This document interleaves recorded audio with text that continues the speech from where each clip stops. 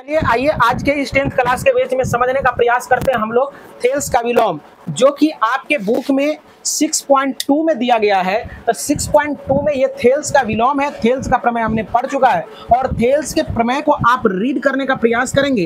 कह रहा है कि यदि एक रेखा किसी त्रिभुज की दो भुजा को एक ही अनुपात में विभाजित करे तो वह तीसरी भुजा के समानांतर होती है। तीसरी भुजा के समानांतर होती है। देखो ये दो भुजा को प्रतिच्छेद कर रही है ना, तो ये क्या है? तीसरी भुजा के क्या है बच्चे? समानांतर है। तो समानांतर है तो इस चीजों को लिख लेंगे। दिया है ए बी सी है ना, ए बी सी त्रिभुज जिसमें भुजा बी सी के समानांतर क्या है? डी ई है। डी है ना है, और बिंदु डी भुजा ए बी को और बिंदु ई जो है ना, बिंदु ई जो है भुजा ए सी को इस प्रकार प्रतिच्छेदित करती है कि, ऐसा तो पढ़े हैं हम लोग क्या थेल्स का प्रमेय में, इस प्रकार प्रतिच्छेदित करती है कि ये बटा ये और ये बटा ये। अभी इसको भूल जाना है, लाल वाला को भूल जाना है, ये मान के चलते अभी नहीं है। तब नहीं है तो ए ई बटे सी ई होगा ना बच्चे, तो वही लिखे हैं कि ए डी बटा डी बी। कोई दिक्कत? थोड़ा देर के लिए ये लाइन को भूल जाएंगे तो ए ई बटा क्या हो जाएगा? सी ई हो जाएगा। अब ये दिया गया है, अब सिद्ध जो करना है उस चीजों को लिखने का प्रयास करें। तो कल हमें ये सिद्ध करना था, आज हमें क्या सिद्ध करना है इसको देखते हैं। सिद्ध करना है क्या कि बी सी डी ई समानांतर किसके है? बीसी के। या बीसी के समानांतर कौन है? एक ही बात है, बीसी समानांतर डी ई है। यही चीज क्या करना है? हमें सिद्ध करना है। तो अब हम रचना करते हैं। क्या करते हैं बच्चे? रचना। तो देखो यहाँ रचना जो करेंगे हम लोग, रचना हम पहले कर दिए है ना, केवल लिखना है तुम्हें। रचना क्या किए हैं? त्रिभुज ए बी सी में बिंदु डी से बी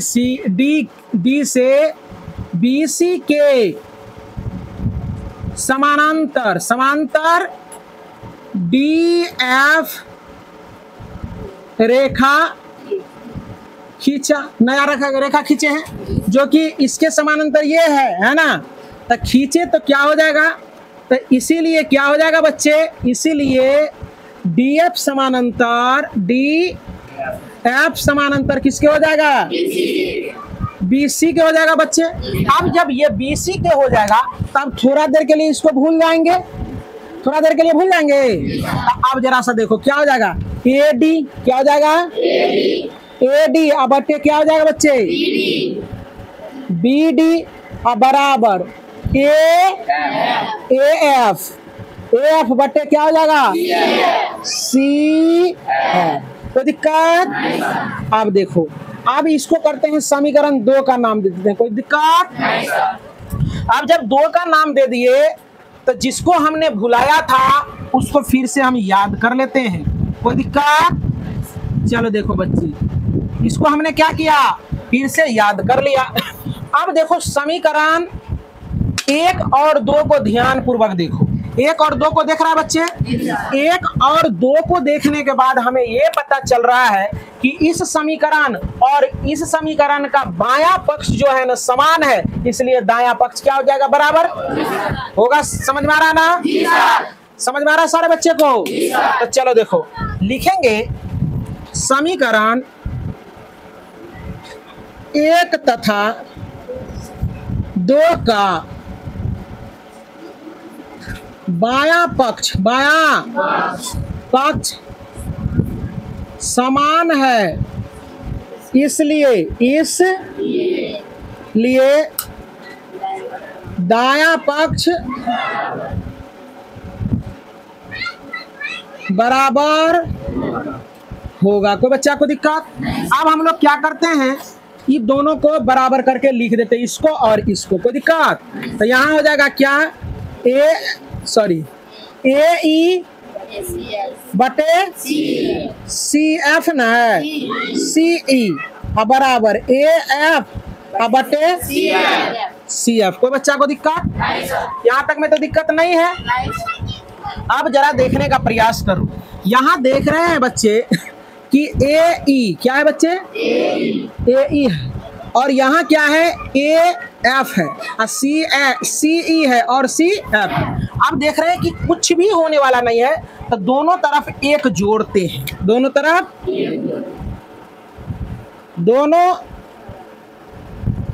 एक जोड़ने पर। अब क्यों जोड़ते हैं ये बाद में तुम्हें अभी पता चलने वाला, ध्यान से देखने का प्रयास करें, क्लास में जरा सा भी टठर मठर ना करें। तो देखो ए ई बटे सी ई होगा बच्चे, अब +1 हो जाएगा बराबर ए एफ बटे सी एफ +1। एलसीएम तो आता है तुम लोगों को, एलसीएम लेंगे, एलसीएम ले लेंगे तो सी ई हो जाएगा और यहाँ सी एफ हो जाएगा। कोई दिक्कत कोई बच्चा को? समझ में आ रहा है? अब देखो सी एफ से सी एफ कट जाएगा तो ए ई बचेगा, ए ई प्लस 1 गुना ई है तो इससे गुना हो जाएगा डायरेक्ट, 1 गुना ई सी ई तो सी ई हो जाएगा बच्चे। अब देखो यहाँ इससे ये तो कट जाएगा तो एक बार में, तो 1 गुना ए एफ तो एफ हो जाएगा प्लस 1 गुना सी एफ तो सी एफ हो जाएगा बच्चे। अब यहाँ तुम लोगों को ध्यान देना है अच्छे ढंग से, क्या है ए ई, देखो जरा सा ए ई क्या है प्लस सी ई, समझ में आ रहा है? देखो पता है इतना टुकड़ा और इतना टुकड़ा, मतलब ये पूरा टुकड़ा, कोई दिक्कत? ये पूरा टुकड़ा तो ए ई प्लस सी ई हो रहा है, इसका मतलब ए सी होगा, ए सी लिख सकते हैं इसके जगह पर। तो चलो देखो तो यहाँ हो जाएगा ए सी बटे सी ई होगा बच्चे। अब देखो ए एफ, ध्यान से देखेगा बच्चे, ए एफ क्या बच्चे, ए एफ सी एफ है, क्या है सी एफ। फिर देखो ऊपर है छोटा, नीचे है बड़ा टुकड़ा, तो ये छोटा टुकड़ा ये बड़ा टुकड़ा, दोनों को जोड़ेंगे तब ये एगो टुकड़ा, तो ए एफ और सी एफ को जोड़ेंगे तो क्या हो जाएगा, इतना डिस्टेंस और फिर इतना डिस्टेंस तो ए सी हो जाएगा। तो यहाँ हो जाएगा ए सी बटे सी एफ हो जाएगा बच्चे। अब देखो ए सी से ए सी आराम से कट जाएगा, ए सी से ए सी कट गया। अब देखो बच्चे क्या बचा, 1 बटे सी ई बराबर 1 बटे सी एफ। कोई दिक्कत यहाँ तक में? अब यहाँ से बाय क्रॉस करते हैं, जरा सा इधर आने का कृपा करेंगे। तो यहाँ से जब बाय क्रॉस करोगे बच्चे तो क्या हो जाएगा, सी ई बराबर सी एफ। अब देखो क्या हो गया, सी ई और सी एफ क्या रे बच्चे, कह रहा है कि सी ई और सी एफ कहता है बराबर है, क्या है बराबर है। यहीं से दिमाग लगाना है, दोनों बराबर कह दिया, एक्सप्रेशन कह रहा है कि सी ई और सी एफ क्या है, बराबर है। इसका मतलब है ये ओवरलैप कर जाएगा, इसका मतलब ये दोनों बिंदु दो को नहीं है, एगो है, क्या है एगो है। तो इसीलिए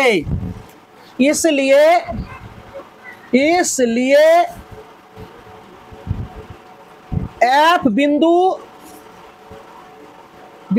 एफ और बिंदु ई समपाती है। समपाती ऐसा इसलिए हुआ क्योंकि दोनों बराबर हो गया।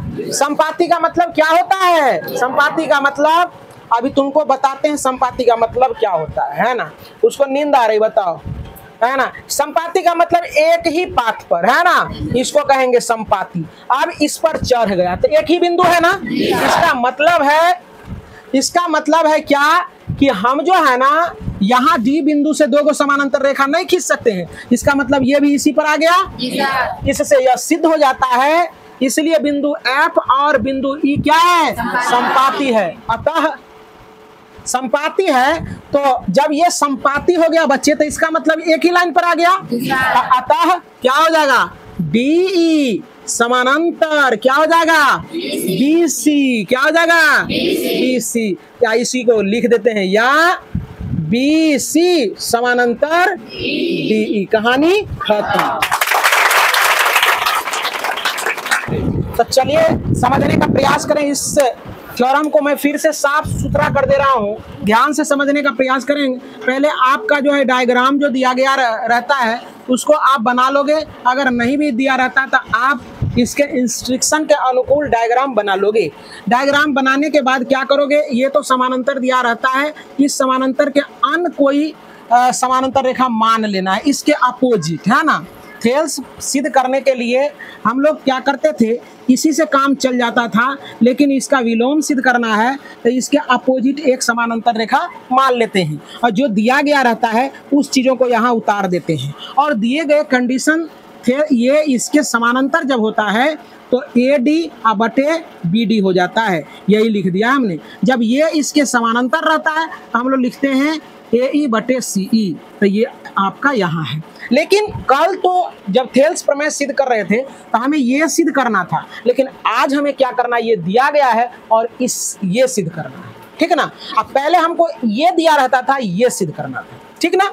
तो चलो देखो, तो अब सिद्ध जो करना है, हमको सिद्ध करना है कि DE समानांतर BC है या BC समानांतर DE है। हमने लिख दिया। अब यहाँ हम क्या किए, कुछ रचना किए। रचना में ज़्यादा बात नहीं लिखना है, रचना में बहुत सारे लिख सकते हैं कि BD समानांतर रेखा था, इसके विपरीत हमने समानांतर रेखा DE माना। बहुत मतलब कि इधर उधर करके ओल झोल करके लिखना ये उचित नहीं होता है। जो आपका मूल बात है उसको लिखने का प्रयास करें। तो ABC में क्या किए, बिंदु D से क्या किए कि DF एक समानांतर रेखा, BC के समानांतर DF रेखा खींचे। तो जब DF रेखा खींचे हैं तो इसके समानांतर ये हो जाएगा बच्चे, तो वही चीज यहाँ आपको लिख देनी है। जब ये इसके समानांतर है तो इसका मतलब स्वाभाविक सी बात है, यानी AD बटे BD हो जाएगा, तो यहाँ लिख देंगे। अब देखो AF बटे CF हो जाएगा, तो यहाँ लिख देना है।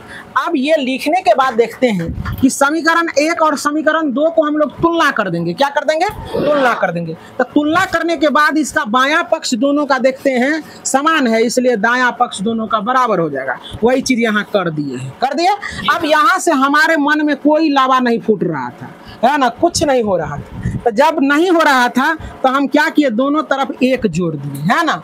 एक इसलिए जोड़ देते हैं कि एक जोड़ने के बाद ये और प्लस ये हो जाता है, इसीलिए। अब समझ में आया ना, एक जोड़ दिया, लघुत्तम ले लिए तो आपका ये बन गया, लघुत्तम ले लिए तो ये बन गया। अब ये टोटल का योगफल यानी ये AE प्लस CE बराबर AC होगा बच्चे। तो AC हमने लिख दिया, यहाँ लिख दिया AC। अब देखो AF और CF बराबर ACA होगा ना, होगा AC हो जाएगा। अब AC से AC कट गया, है ना, गर्मी बड़ा है, कटना नहीं चाहिए। चलो देखो, मजाक किए। चलो देखो AC से AC क्या हुआ, कट गया। अब बच गया क्या, 1 बटे CE और 1 बटे CF। कोई दिक्कत को बच्चे को। अब देखते हैं कि CE और CF बराबर हो गया। अब कह रहा है सुनो, तू ही बताओ कि ये और ये दोनों बराबर है, इसका मतलब क्या है कि जब ये दोनों बराबरे हो गया कि ACE, देखो जरा सा, C और E, इसके बाद CF, क्या रे बच्चे, CF, यानी ये भी बराबर होगा। ऐसा हो सकता है क्या, कब होगा ऐसा, जब दोनों एक ही बिंदु पर आ जाएगा ना, तब ये ऐसा हो सकता है। इसका मतलब कि इसका संपाती ये हो गया, संपाती हो गया, एक ही बिंदु पर आ गया, तो ये चीज को लिख देना है।